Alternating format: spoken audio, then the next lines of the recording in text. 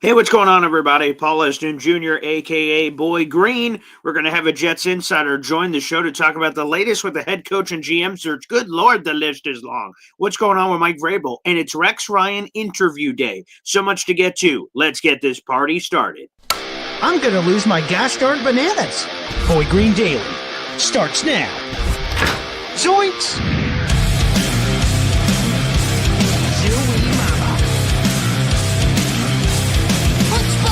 I made it clear that my intention was to play, and my intention was to play for the New York Jets. You're fucking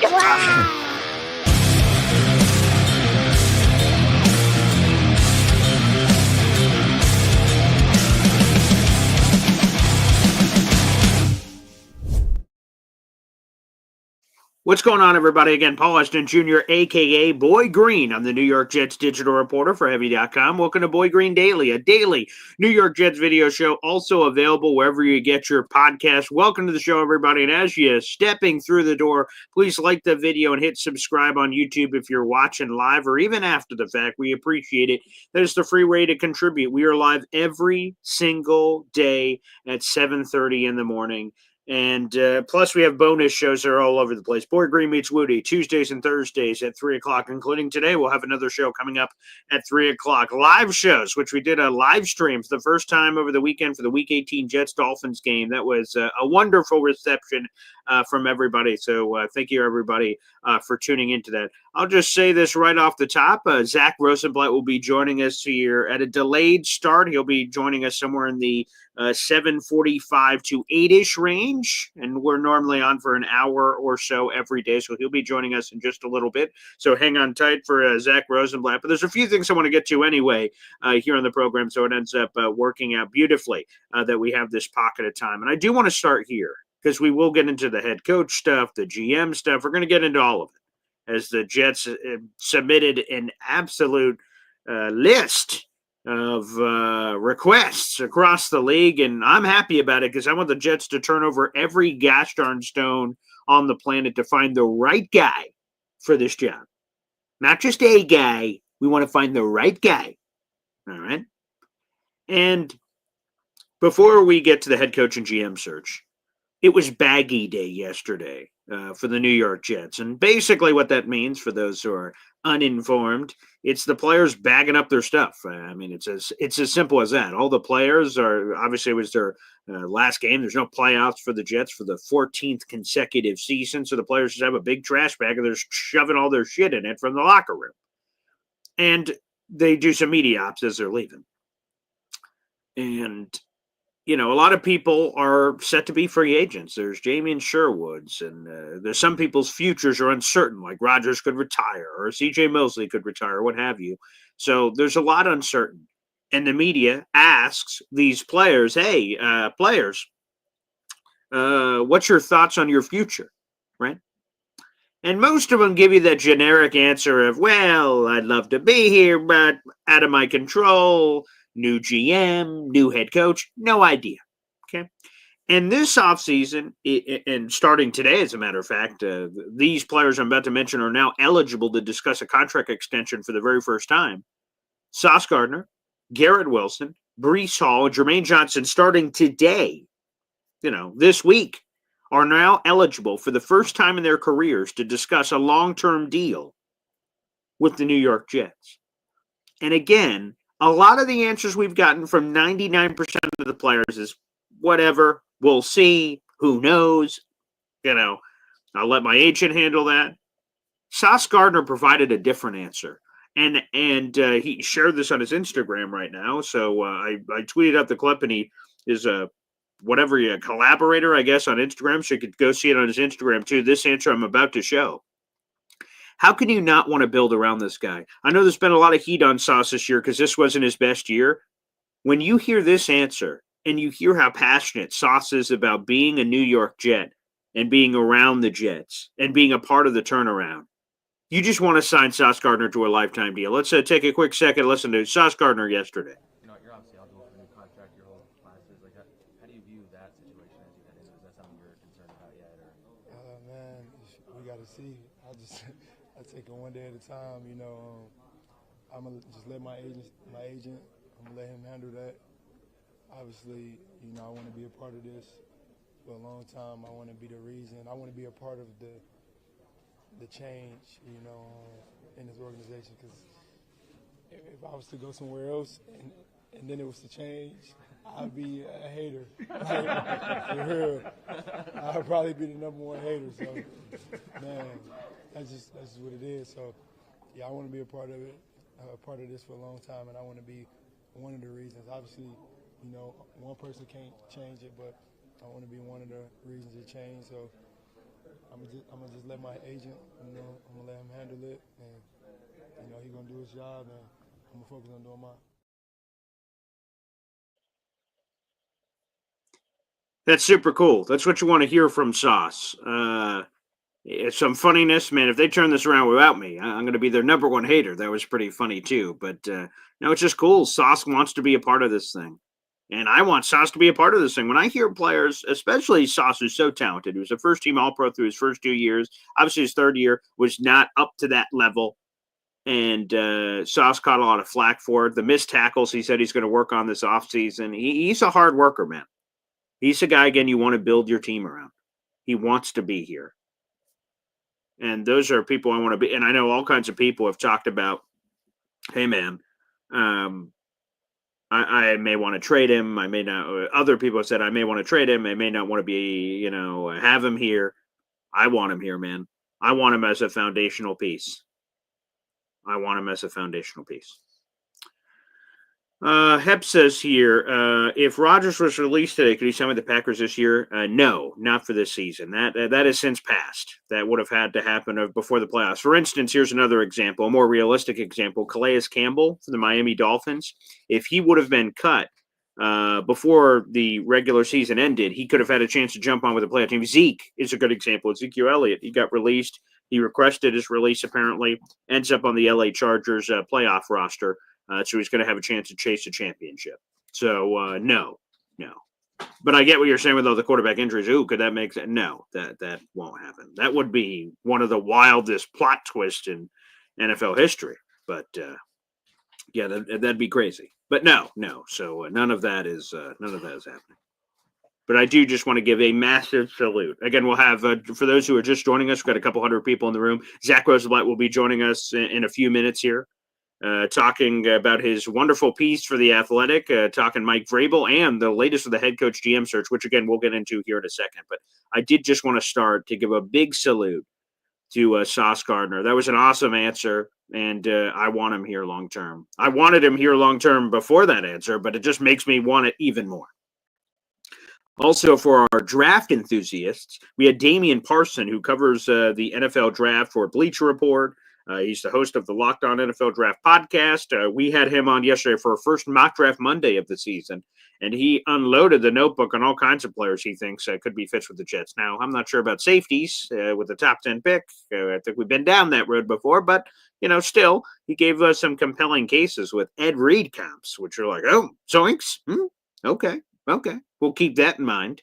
But yeah, the good news is for the Jets, as they pick 7th overall in the 2025 NFL draft, is, boy, there's going to be a lot of players that are going to be available for the Jets. There could be a Mason Graham. There could be an Abdul Carter. There could be a Will Johnson.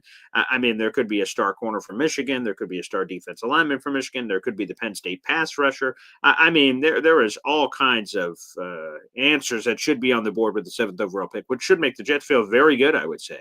Very, very good. So we'll see. Also, Brandon Ace says in here, we need to go back to a 3-4. We will see what defensive coaching staff comes in here, where we're running primarily a 3-4-4-3. That is TBD. Dakota says Mason Graham. Man, Mason Graham next to Quinnen Williams would be pretty nasty. You got Jermaine Johnson, obviously. You got Will McDonald. You could add another pass rusher to the mix, like this Abdul Carter fella. And Zach Wentz says no first-round safeties for the love of God. Yeah, I'm not really intrigued. Again, when you say Ed Reed, Jets legend, wink, that gets you thinking. But, no, I'm with all what the Jets have, I'd rather do some trench warfare. You could sell me on a corner. You could sell me on a Mason Graham. You could sell me on a pass rusher. Hell, you could sell me on a right tackle, man. I've heard a lot of hoopla about Kelvin Banks. out of Texas. You want to get me a right tackle and complete the offensive line? Shoot, you've got my attention. There's been some whispers about a mini trade back and dipping your toe into the tight end water for a poor man's Brock Bowers. That, to me, would be intriguing. And Zack Rosenblatt should be on about 7:50 in 10 minutes. A quick update there from Zach. So let me just respond to old Zachy here. 1 second. So we should get him live about 7:50. All right. Sounds good. Thank you. There we go. So again, Zack Rosenblatt about 10 minutes. We'll be reacting to the head coach GM list. I'll be talking about that in just a second. But real quick, on the first round, I'm telling you, baby. Kelvin Banks, again, a right tackle. You could get to me there for sure. Pass rusher, corner. There's a lot. I don't know about quarterback. Again, unless Drew Aller's jumping in here. And again, if he jumps in here, I imagine he's going ahead of the New York Jets pick. A lot of people want that as well. Kevin Callahan says, I want edge or DT. By the way, as we're waiting, I'll flip the banner as well for our emoji contest that's going on here, baby. Our big emoji contest. Again, at the end of this month, we are giving away a massive prize package that includes an Aaron Rodgers New York Jets Nike Atmosphere game jersey, which has a special heather gray color, a custom Jets Boy Green laser engraving package, has pens, license plates, commemorative coin. It's a nice, wonderful package, plus a $50 gift certificate to the Boy Green official merch shop. And how do you get a raffle ticket to said contest? It's very easy, people. Just buy yourself a Boy Green Coffee Club membership. That's in the YouTube description of every single video I do. Join the Boy Green Coffee Club here. Click join. It's $2.99. It's easy peasy. And we keep track of that behind the scenes of who joins and when they join and how many raffle tickets. So you could get a raffle ticket by purchasing your own membership. So I highly recommend everyone does that if they're a fan of the show, of course, for that reason, but also to have a chance to win some free gear. Why wouldn't you? Some free action. One grand prize winner at the end will win that action, which will be terrific. So feel free, baby. And also you get gift memberships. If you're watching on YouTube, hit the money sign on YouTube. Final option says gift channel memberships. You can gift as many as you want. There are no limit to how many raffle tickets you could get. If you can't give channel memberships because of your phone situation, some people have the iPhone or the Android issues, you can super chat money in or super sticker money in or PayPal or Venmo, which is at BoyGreen25. Remember, it's $2.99 per raffle ticket. We make it fair for everybody because we're setting the line at per Boy Green Coffee Club membership. So that means $2.99 per raffle ticket. So factor that into your gifting. And if you gift $5, a lot of people like doing that for YouTube Super Chats. I'm keeping track of your $5 or other amounts YouTube Super Chats in our Excel sheet behind the scenes. So again, people, get involved, baby. I'll even show you. Yeah. Ooh, I actually received another prize for another month. There's actually a very nice gift right here. You can see it. It's off camera, but that just arrived. Ooh, that's a spicy one. We'll get to that later. But here's the one right here, baby. Boom. Brand spanking new in the package. Aaron Rodgers Nike Atmosphere jersey. It's sweet, baby. I won't lie. It's sweet. Again, that'll go to our number one grand prize winner. Hey, now, we do have a Boy Green Coffee Club membership being gifted, baby. It's our boy Mother Effing Chew. One of the best. We love it. Oh, yes, MFC baby with 3 gifted memberships so far this month, 3 raffle tickets to our contest, baby. And again, our leaderboard right now. Number 1 Austrian Jet fan has 25 gifted memberships so far this month. We have a tie for second place for Lillian Big D, 11 memberships. Devin, DNY for life, 11 memberships. And then we have a bunch of people tied in the 10 hole, which is Jimmy Jets and J-Boy. Everyone else is at 9 memberships or fewer. So those people are all in the contest as well, baby, which, like I said, we appreciate it. Thank you. Shout out to MFC. And let's see, who's the new member to the Boy Green Coffee Club? Shout out to MFC. That is Chitty Took Renaissance 13. All right. Welcome to the club, baby. We appreciate you. God bless. Thank you. Shout out to MFC, baby. He's a legend. Yeah, likely quarterback's going first 2 picks. I mean, we'll see as the process figures itself out. Here is the list, by the way. So the Jets sent in a flurry of requests to interview people. Here is that list. Let's throw it up here on the screen. Shout out to JetsXFactor.com. Trackers really help with this process. Okay. Here's the interview tracker. Okay. Here's that head coach. Here's who the Jets have requested to speak with for their head coach position. Minnesota Vikings defensive coordinator Brian Flores, Minnesota Vikings quarterback coach Josh McCown, Kansas City Chiefs offensive coordinator Matt Nagy, San Francisco 49ers quarterback coach Brian Griese, Denver Broncos defensive coordinator Vance Joseph, Buffalo Bills offensive coordinator Joe Brady, Detroit Lions defensive coordinator Aaron Glenn, Pittsburgh Steelers offensive coordinator Arthur Smith, Houston Texans offensive coordinator Bobby Slowick. Rex Ryan's interview is today, and the Jets have completed 2 other interviews beyond that. That is Mike Vrabel and Ron Rivera. That is your list of head coach candidates they are currently circling the wagons for. Let's go over to general manager. Here we go. These are all the requested and completed. We will explain as we go through. Cincinnati Bengals senior personnel executive Trey Brown. That was a request. Tampa Bay Buccaneers assistant GM Mike Greenberg. Request. Minnesota Vikings Senior Vice President of Player Personnel Ryan Grigson, request.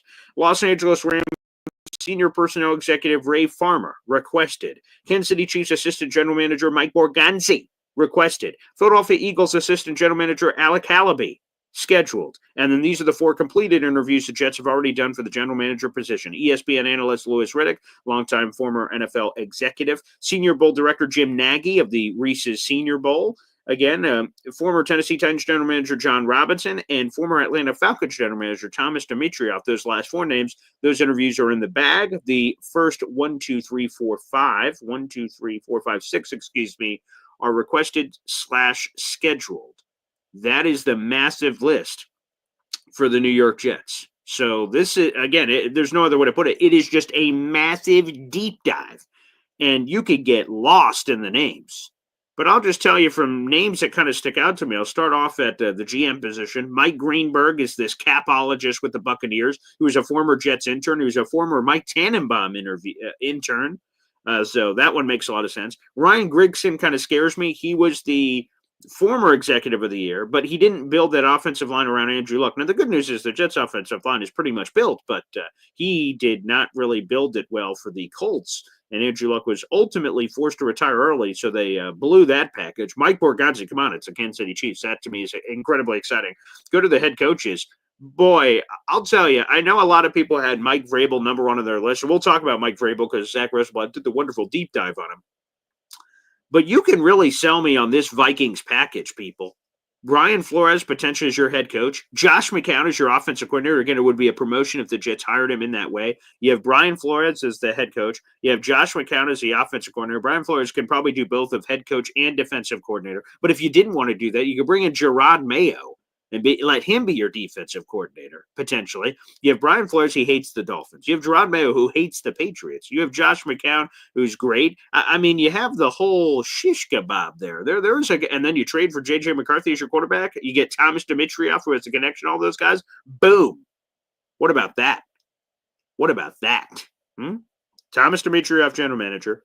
Brian Flores, head coach. Josh McCown, offensive coordinator. Gerard Mayo or something, defensive coordinator. Let's roll. That could be a compelling group, man. Plucking the Vikings, tree with some of those fruit. Okay. That's an intriguing combination on the list. And I will tell you this. I'm intrigued because this name I'm about to say could be a roller coaster. Could be great. Could be terrible. Which, hey, maybe just living a little is what we need after 14 years of no playoffs.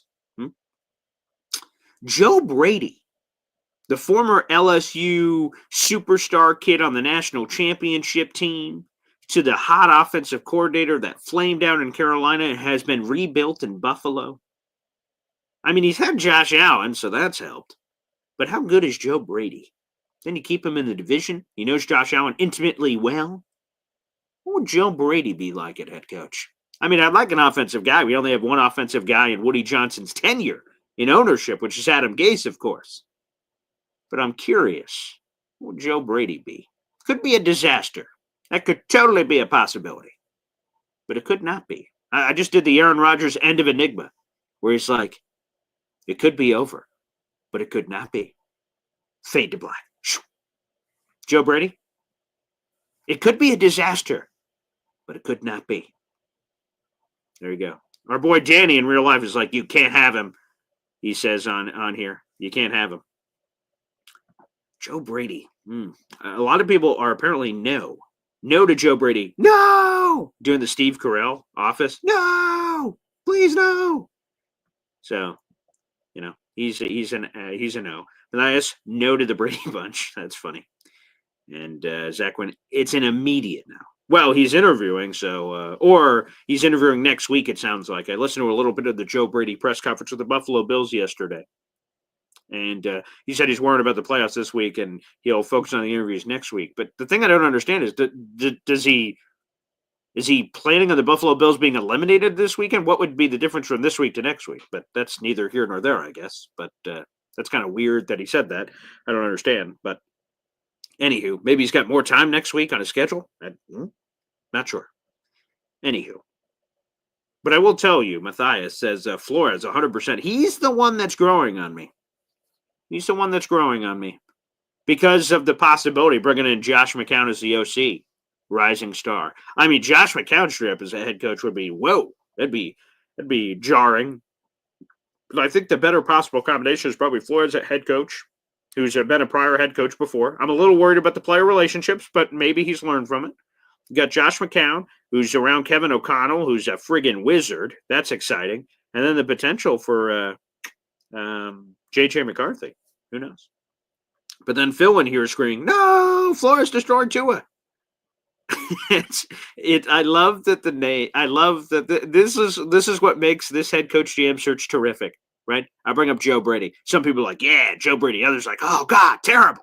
I'm like, okay, let's put him aside. What about Brian Flores? Some people are like, yeah, Brian Flores. I was like, oh God, no, terrible. Everyone is on one extreme or the other. There's no like, yeah, I guess. There's no real mid, but I love it.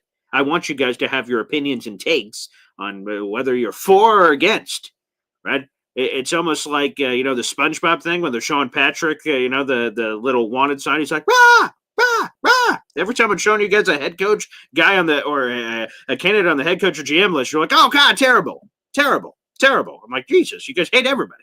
Anywho, there's no better way to transition from that than to our special guest, baby. He is from The Athletic. He's Zack Rosenblatt, baby, and I have checked the birth certificate. That's 100% his middle name.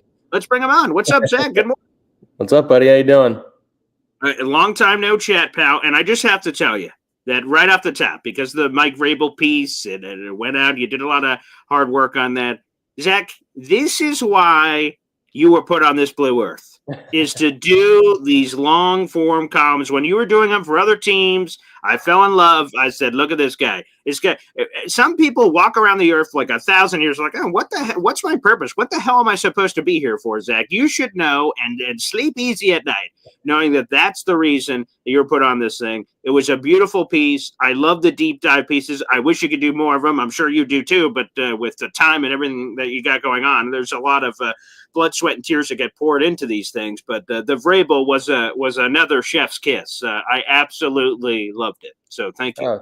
Thank you, boss. I appreciate it. Yeah, you've been reading me for a while, which is cool. But yeah, these are the stories. I try and tell people this. I know Jets fans don't want to hear it, but I prefer writing those kind of stories.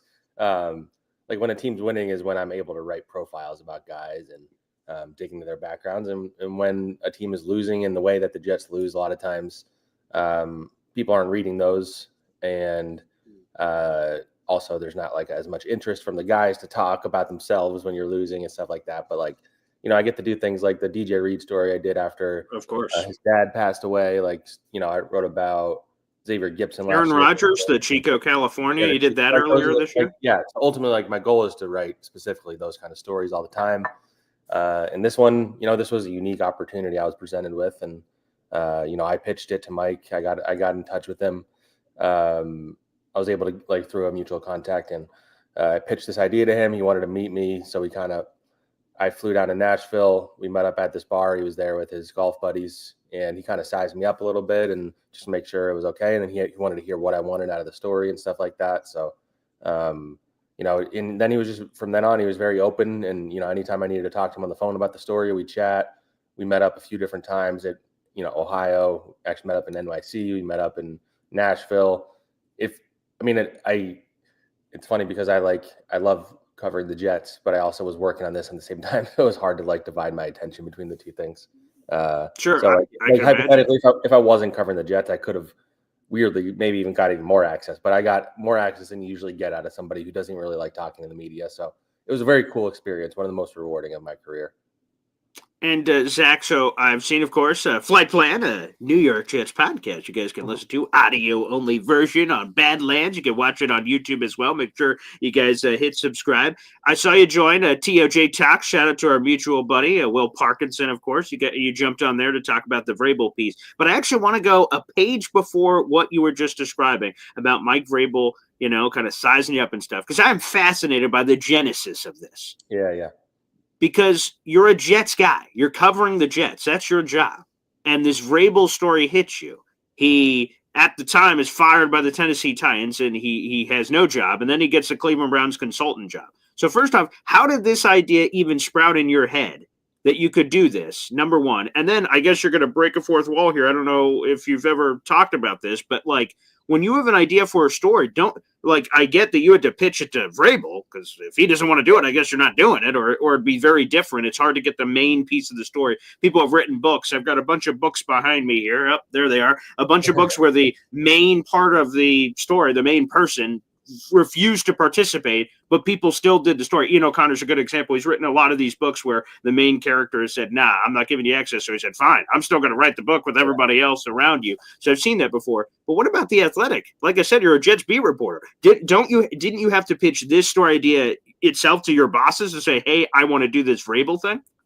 Yeah. Once I like heard that Vrabel was like down to at least meet up with me, I pitched to them. They were all about. So one thing that's great about The Athletic is, I cover the Jets, but they ultimately just want to publish great content. They want to publish great stories. And so like if I'm allowed to venture out of the Jets beat if I want, like this wasn't intended in any way as the Jets, like literally, it's really funny that the interview happened to be the day it published, because we settled on the day to publish. Like we went back and forth on when we were going to publish over and over and over again. And we it got delayed a little bit because I had to work on like the other Jets thing. And then we get to that week, and I'm really pushing for it to publish either like Wednesday, Thursday, or Friday that week. I was talking to Mike right up until the last day. And then we schedule it to publish on Friday, and then I find out that he's going to be interviewing. So that was random circumstance that happened that happened to be the same day? Yeah.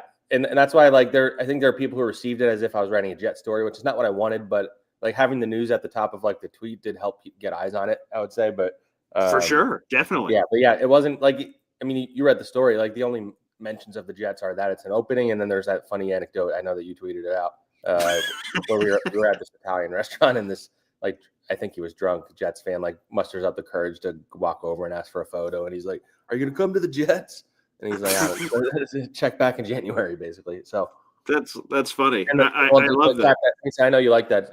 It didn't even like end there. Like we walk out of the restaurant, and I think it was an Eagles fan is walking by. He's like, "Mike Vrabel, I wanted you to coach the Eagles." And then the guy asked him to take a photo. Like, it's just funny. Like he's like uniquely famous for a head coach, I think. Like that's a good way to put it. Yeah. General fans will like recognize him because he was obviously such a good player. People knew who he was when he was at the Patriots. And then he became, such a figure even with the Titans, which I think is hard to do because it's not like people really care about the Titans. You haven't heard about Brian Callahan really outside of them not being very good. So right. Anyway, yeah. So it was like a fascinating thing. Even like just the fact that he's like considered the top candidate, all these teams want him. Like you think about his journey in his career, like, yeah, he was like a highly recruited guy. Went to Ohio State, but he wasn't drafted very highly. The Steelers kind of cast him off, and then he like fought his way back on the Patriots. And then even the start of his coaching career, he had to work his way up. He started off as like a defensive line coach at Ohio State. Urban Meyer didn't want to keep him, and he worked his way up pretty quickly. And and then he, when he interviewed for jobs, like he only got like 3 interviews. Like there were other teams that didn't interview him that he wanted to talk to, and they didn't.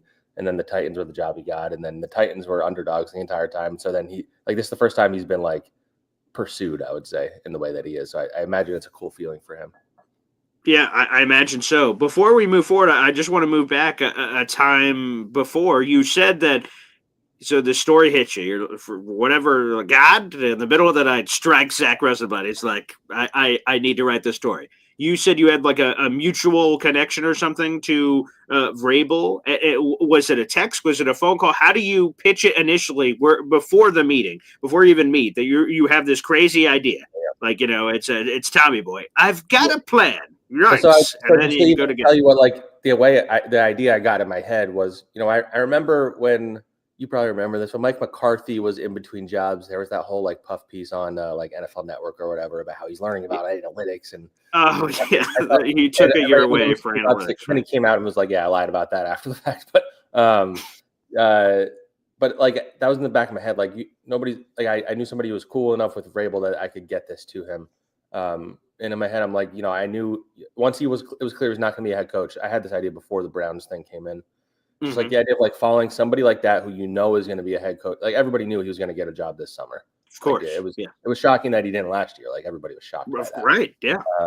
And so in my head, I thought it would be cool if somebody like that was willing to like peel back the curtain and show like what they're, throughout the stages of their year away. So like in the beginning, he's processing what just happened.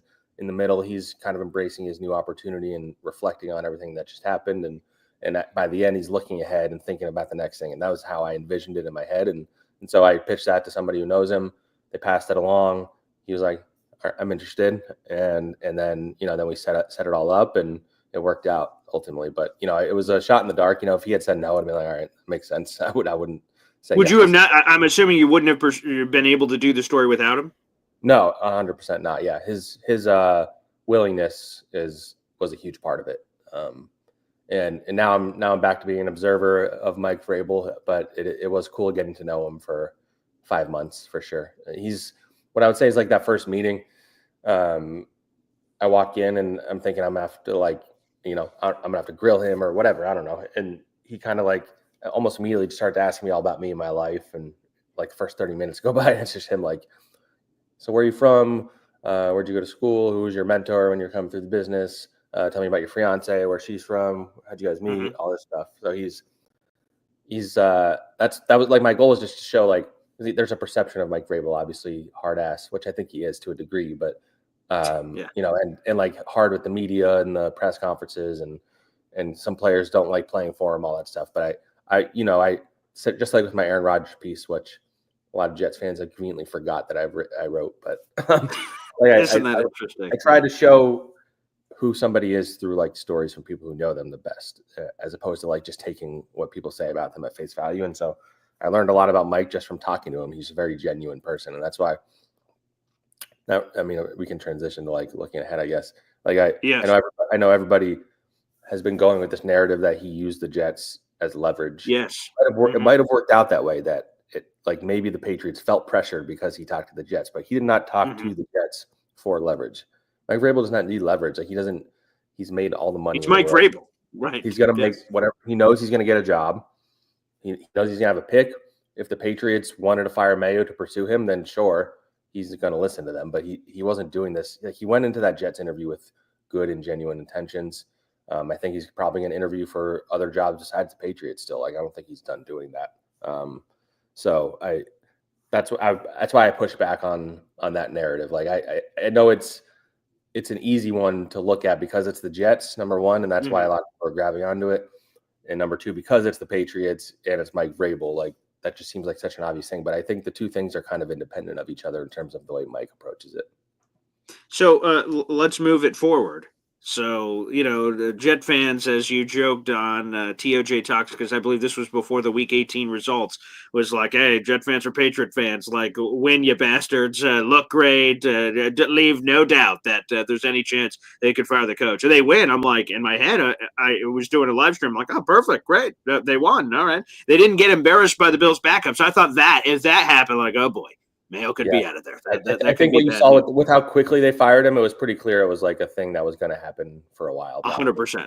So let me ask you. I've never had firing happen that quickly on a Sunday at the end of the season. No. Wild. Yeah. Yeah, that was very unique. I have never seen that before. Again, I've seen like right before midnight of Black Monday, like the news leaks, and you're like, oh, okay, there you go. But like so immediate, like good Lord. Like obviously they had some intention here. So a lot of Jet fans that were watching the live stream, because I was doing it during the Jets Dolphins game, they were joined and said, oh, Jesus, it's over. Vrabel is clearly going to the New England Patriots. It's just kissing babies, signing autographs, crossing T's, dotting I's. Is that your perception of it, Zack Rosenblatt? That it's just about the Patriots, because, again, they haven't interviewed anybody. And unlike the Gerard Mayo process, where it's written into his contract and they could circumvent the Rooney rules in the interview process, they can't do that this time around. So they have to at least go through that. But is it a foregone conclusion that Mike Vrabel will be the head coach of the New England Patriots? I mean, I wouldn't call it a foregone. And this isn't him telling me. Like I haven't asked him about teams he's looking at, his interviews, stuff like that. I've kind of given him space, and I don't think he wants to tell me anyway. So I want to preface all of this with that. But I just think it's such an obvious fit, and everything he's looking for is there, and he has the history. So how I would phrase it, I would be surprised if he wasn't the Patriots coach, but I still don't think it's like set in stone. The Patriots are still going to go through their interview process. I know they're interviewing Ben Johnson. I mean, there's also this stuff of like, they didn't hire him last year, but I think Mayo was predetermined anyway. So ultimately, if he winds up with the Patriots, I don't think anybody would be surprised, and it's a good fit. And you can't even blame him. Like remove, Jets fandom and all that stuff. Like they have the quarterback, they have the cap space, and they have a top 3 pick. So like, there's not really a more appealing. I think that's a more appealing job now than the Bears personally. I know the Bears have talent in place. You have to decide if you think Caleb Williams is a superstar, then maybe that one's better. But, you're also kind of inheriting a GM that he doesn't have a relationship with. So a lot of factors there. But yeah, if I'm predicting, I'd say the Patriots, but I don't think the process is over necessarily. All right, let me ask you about Ben Johnson, because that one's interesting. Sunday morning, Rich Cimini does his Sunday morning notes, things he's hearing around the team. And he mentioned that, Ben Johnson's a hot name in the NFL circles, but the Jets don't seem interested. It kind of caught my interest, but I just said, oh, okay, put it in the back of my mind. That's weird. And then I think it was from your teammate, Diana Rossini, that the Jets are not expected to pursue Ben Johnson. I'm like, that's odd. He's this crazy offensive mind. Why would you not at least kick the tires? And this is where I got to, Zach. Tell me if this is bullshit or not, okay? I feel like the only reason you wouldn't at least try to request an interview, which is what the Jets have done a million times over. We'll get into that list. The only reason you wouldn't request him, if somehow you heard through the grapevines, he would decline that request, and that would look bad. Because why else would you not talk to Ben Johnson at least? And again, the Jets are interviewing like 1,000 people. They're not hiring all of these people. So all these people are going to come in the room, and the Jets question are going to be, how do you plan on fixing the Jets? And people are going to spill their guts. And I imagine that's beneficial just to hear those answers from people. So is my detective work right on Ben Johnson, or why else would they not want to talk to him? Is there something else I'm not thinking of? No, I think it is the, I have a column I published this morning, all the things I'm hearing about the GM and head coaching search and stuff. And that was one of the things. It's that Ben, I think the Jets have gotten the vibe that he's not interested in them for not just this week. I think in the last few weeks, they got that impression. I think Ben Johnson has been very picky and choosy anyway already. Mm-hmm. And I think he's prioritizing places where it's kind of like the Vrabel quote that he gave to me, a quarterback you can win with, or a path to finding one that you can. And so, the Bears are the most obvious fit for that. The Patriots would be the two. Unless if the Cowboys one opened up, maybe that one would intrigue him. I don't know. I don't really, I don't know, but I haven't watched his press conferences. I haven't heard stories. I don't know what kind of leader he is. So who knows if he's just the next offensive whiz who can't lead a team. I genuinely don't know.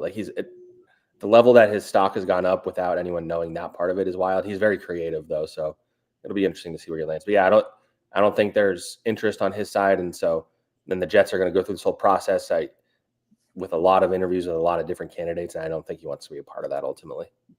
No, it makes a lot of sense. We're speaking with Zack Rosenblatt of The Athletic here on Boy Green Daily, baby, here on the program, which is a lot of fun. Speaking of leaders, Zach, I noticed that old Woody Johnson, the leader of the operation, he didn't speak with you guys outside of the pregame interview at New York Post. The one question apparently he answered, he didn't talk to you guys. What's your perspective on that, Mr. Rosenblatt? I mean, he's avoiding us. He doesn't want to answer hard questions. It's the second year in a row he's doing that.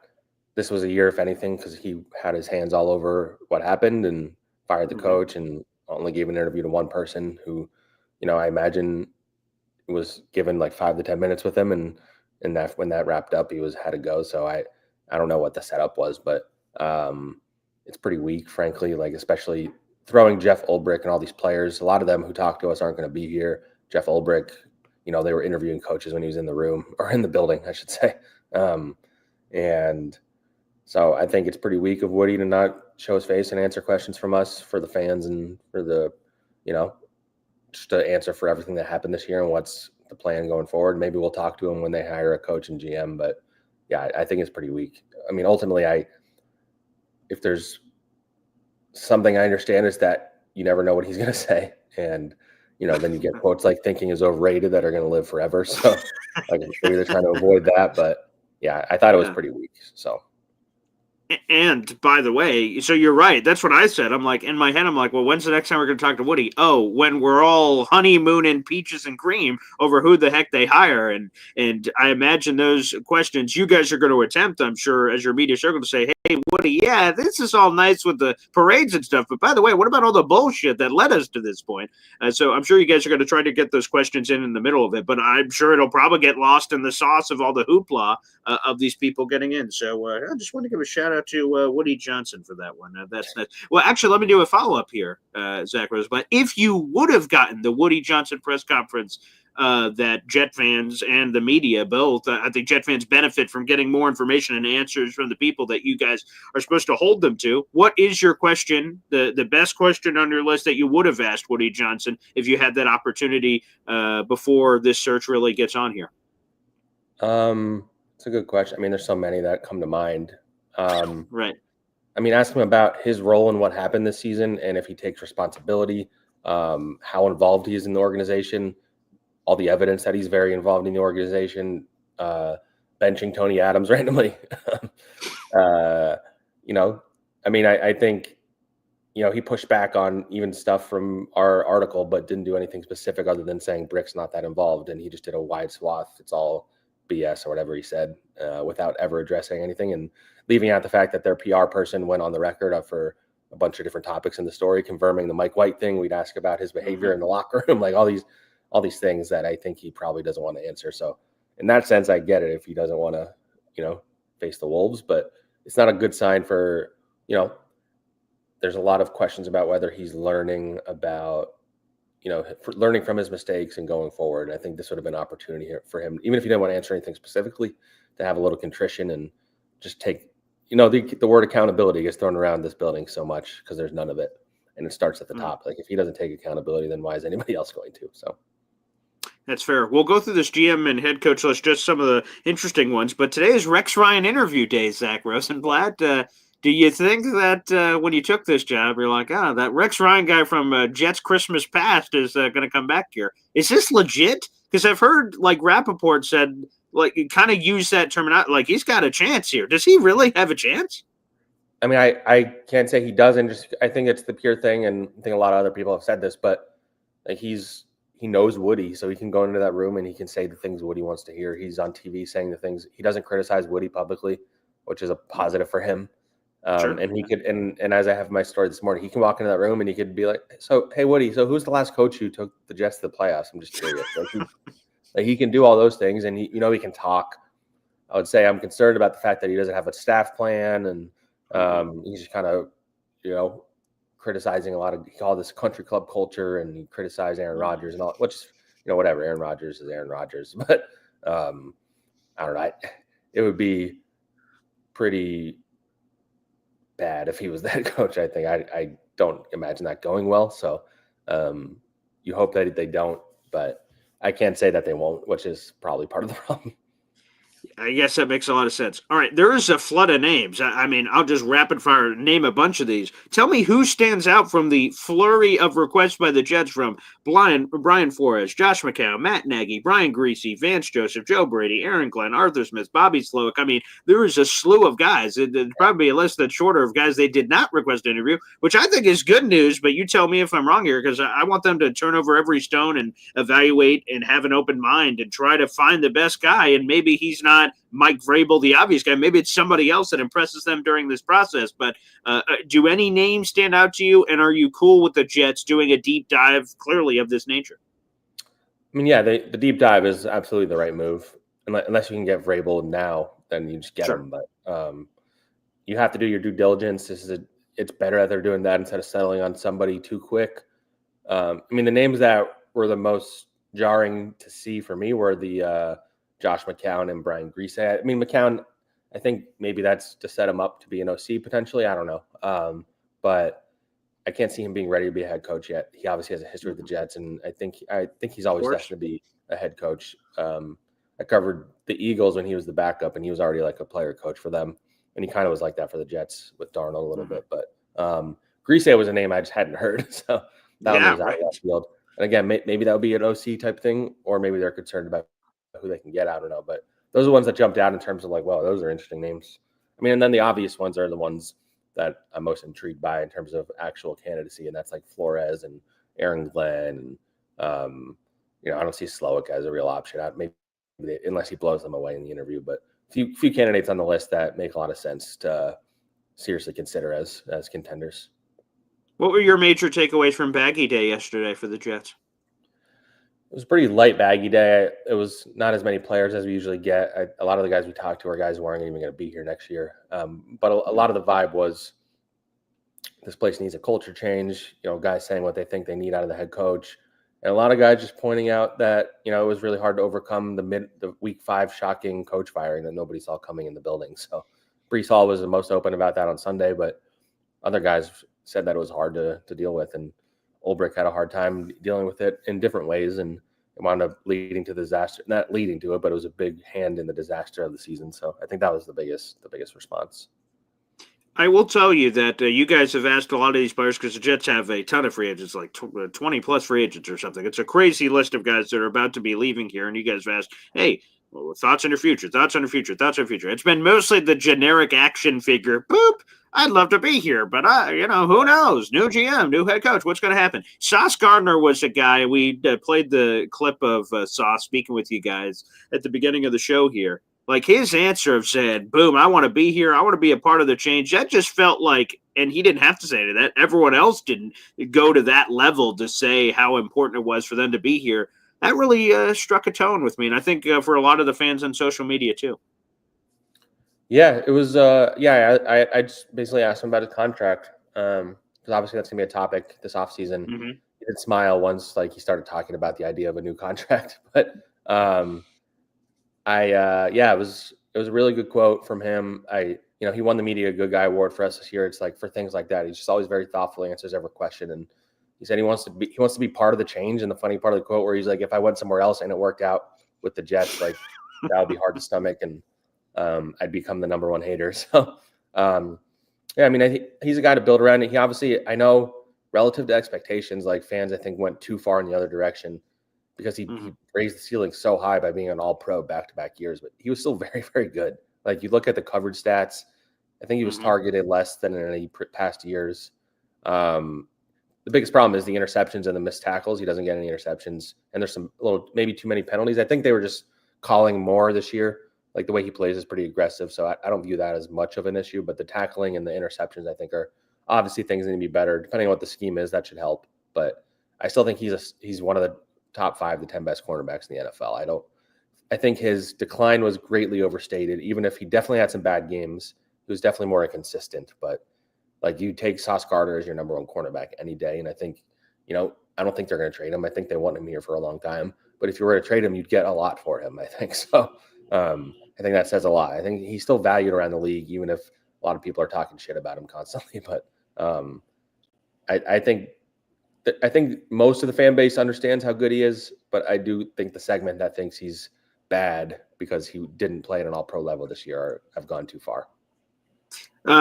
They are now eligible, that class, 2022, Sauce Gardner, Brees Hall, Garrett Wilson, Jermaine Johnson. Those guys are all available to discuss a contract extension for the first time in their careers. That doesn't mean the Jets have to acquiesce to those conversations.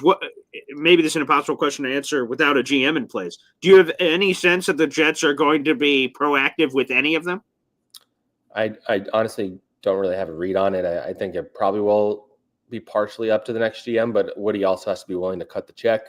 Like Quinnen was really, Michael Carter to a degree, but that wasn't like a huge contract. But Quinnen Williams was the last really only huge, like, or I guess Muhammad Wilkerson also got a pretty big one back in the Oh, day. yes. But, Sure. I mean, those are the only examples of where they've signed guys early to huge contracts. And I know Woody is very results based, and technically Quinn's stats have gone down since he got the huge contract, even though he's still a very, very good, impactful player. Like, I do think Woody considers that stuff. So I do wonder how he approaches this. I think out of the Garrett and Sauce, I feel like Garrett, maybe out of fear that he might want to like request something, I feel like maybe they'd be more aggressive signing him. But again, it comes down to the next GM. I think they should make those two guys a priority. Jermaine and Brees, you could maybe debate a little more for various reasons, but those two guys, lock them in. Like, those are the players you're trying to draft, the guys you would get all the draft picks for. Like, you're trying to find a Garrett Wilson, you're trying to find a Sauce. I do not believe in trading young talent while you have it, unless it's somebody like Jamal Adams at a position that's not really of value. And that worked out, and you got a great value for a guy like that. But corner and wide receiver are probably two of the most 5 important positions in the NFL. So lock those guys in, help them be part of the next culture, and whoever the next coach is needs the accountability thing. Like, they need to hold these guys accountable as much as the guys at the bottom of the roster. I think that's important too. All right, Zach, before we get you out of here, a couple of quickies. A lot of Jet fans saw it with Vrabel interviewing in person. They're like, boom, he's the odds-on favorite to be the guy. Now that this Patriot thing's kind of floating out there, people have said, okay, what's the pivot? What's plan B here for New York Jets land? Who, in your mind, if you had to put your money on it, would be the betting favorite right now, not named Mike Vrabel, to be the next head coach of the New York Jets? Yeah, I mean, Aaron Glenn has been who I've had as the odds-on favorite for a while. Okay. I did feel better about the Jets' chances with Vrabel in the beginning, but now that the Patriots is open, I'm not as confident. So yeah, I'd say Glenn is the number one for me. There's the Jets ties, there's the willingness to take the job. He's a leader, the whole cliche leader of men. I think he is that. He has an interesting background where he started out in scouting. He has Bill Parcells ties, and I think he's going to win the interview. And I think it helped him that on Sunday night the Lions had a dominant performance, and Woody saw that. So I think that he's the one that, and it'd be the NYJ Mac coming home video would be very well actually used there. Yeah. And I just think it just makes so much sense. And I think guys in that locker room would really be happy with that too, is the vibe I get. So he's the one who I think is the betting favorite. And on the Flight Plan podcast, again, you, Tim McMaster, audio on the Badlands Network, also available in video form on your guys' YouTube channel. You dropped a little bit of a black bomb. Matt Campbell. I went, zoinks? What did you just say? I drove off the road. I was doing holiday driving. I was driving for like 10 hours. I'm like, I could listen to 10 hours of Jets podcast. Flight Plan was on that elite list. And then you just said, hey, by the way, I've heard, and Matt Campbell, and I almost drove off the road. I'm like, Matt freaking Campbell, I haven't heard that name in a few years, circled around the Jets, but he was hot and heavy a couple years ago as someone the Jets wanted to talk to. He didn't want to talk to them. Where did that come from? That's a fascinating name. Yeah, just from conversation with league sources, he was a guy that was mentioned as one of the ones to keep an eye on with the Jets. And, he was one that I think he's resisted overtures from the NFL, but I do think it's going to be interesting to see how many college coaches try to get to the NFL now because of the whole NIL thing. It's kind of the Wild West down there now. It's pretty hard to maintain. There's the transfer portal, guys constantly leaving. I don't know necessarily that the Jets, if he was going to take interviews, he'd probably take it with multiple teams, I would think. I don't know if he's going to, but I think there'd be more of a willingness to listen at least now than maybe there was the last time they wanted him, which I'm blanking on which coaching search it was. I believe that was 2019. I believe that was a Gase year. Yeah, that's what I think too. So, he's an interesting one. I think he's a really good coach, and maybe there's other college coaches that will be willing to jump. You've heard rumors about some of them, but he's one to. I mean, he has Brees Hall and Will McDonald waiting for him, so maybe that would be the pitch. So. Wow, Zach, you didn't mention Alan Lazard. How is he not on that list? Is he going to be on the team? He is not. All right, two quickies before we get you out of here. Is there any other black bombs in the notebook you want to drop here on Boy Green Daily? Is there a Matt Campbell wild card? Is there anything else that notebook? I mean, I tweeted this yesterday, but a name that I was told, and I mean, they haven't requested him yet, so maybe it won't happen, but that they were at least doing work on was Anthony Lynn, who is the running backs coach for the Commanders now. I mean, it falls in line with head coaching experience. He was on Rex's staff in New York and Buffalo. I think he's well liked in the building. So he was one that so random when I was told it that I was like, oh, that's interesting. And I asked somebody else and they mentioned it too. So he's somebody to keep an eye on. Maybe it's to be an OC or something like that. But he was an interesting name that I hadn't heard that I was told. And as you're getting out of here, Aaron Rodgers' decision, is there any sense? Because he had the weird, well, that's a lot of hypothetical of this, a hypothetical of that, a hypothetical of this. He had the emotional presser with you guys in the locker room earlier this week. Well, is Aaron Rodgers retiring? Is he playing football in 2025? What's your gut say? I mean, I would say I think he wants to play, but there has to be a team that's interested, and I don't think he'll play for the Jets. So I lean more maybe towards retirement, but I could see him still playing though. Like I don't have like a lot of confidence. All right. Beautiful. Well, Zach, again, you did an awesome job in that Vrabel piece, and I'm sure there's so much on the cutting room floor for the next Vrabel piece that's coming, baby, that you'll be able to unveil when he gets a job somewhere. So we can't wait to read that one, and thank you so much for taking the time, pal. Yeah, thanks, buddy. There he is, Zack Rosenblatt, joining us here on the show from The Athletic. Wow, a lot of juicy nuggets in there and insights on a variety of topics on all things Mike Vrabel and beyond. Wow.